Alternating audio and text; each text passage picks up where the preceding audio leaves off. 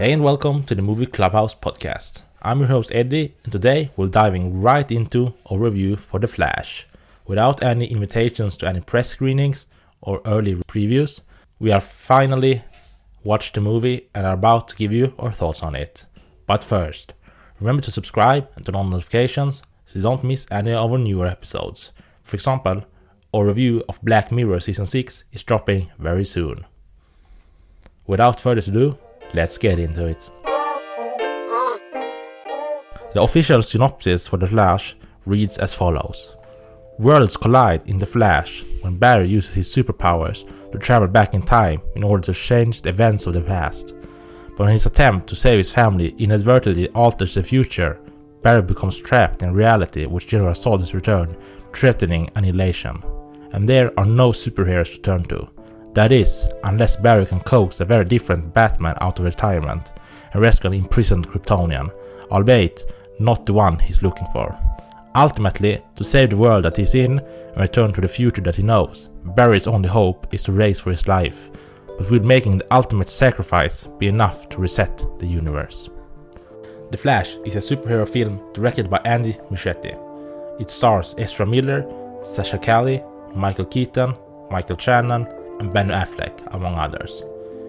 It's a movie that has had some trouble in the past, especially with actor Ezra Miller, but we'll not dive deep into that in this episode. The movie has also been delayed for some time, but is now finally released. Let's get into our overall impressions of the movie.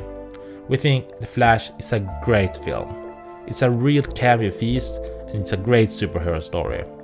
The only bad parts are a little bit of bad CGI here and there is some weird pacing to the film, but that is okay, it's mostly made up for.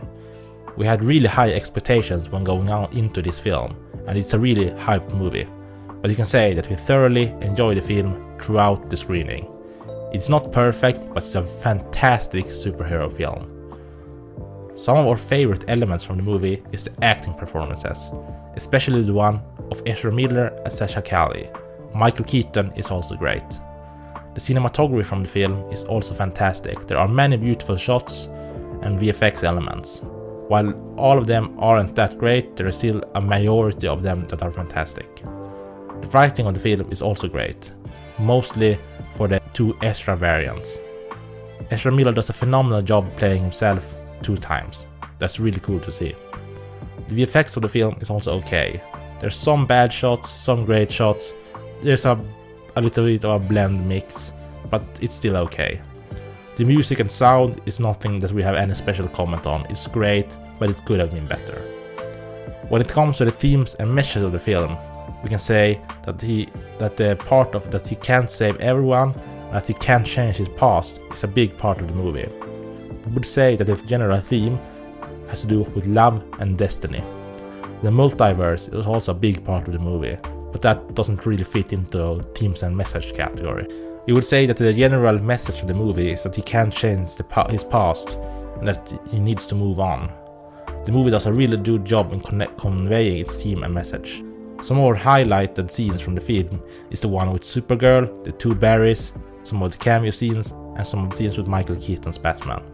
Michael Keaton's Batman is really nostalgic in this film, but he's a little bit too much of an old guy.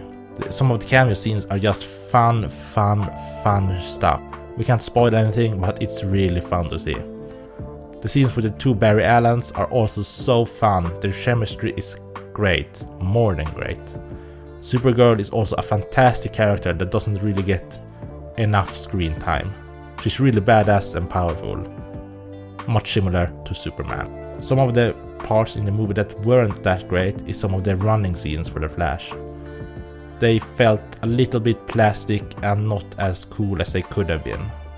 Some of the deaths in the movie, not to spoil anything, are also a little bit on the lackluster side. They didn't make us feel that much in our soul. Death in a movie should make you feel.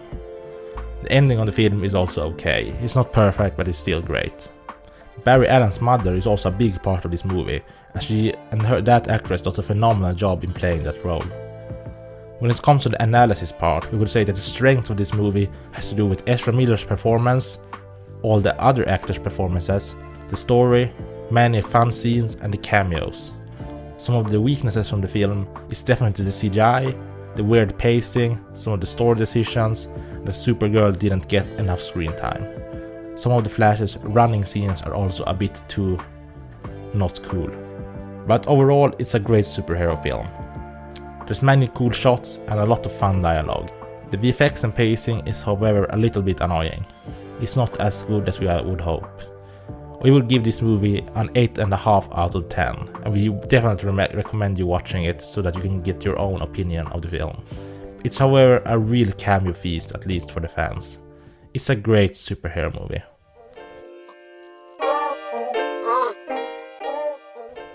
That was all for our thoughts on The Flash.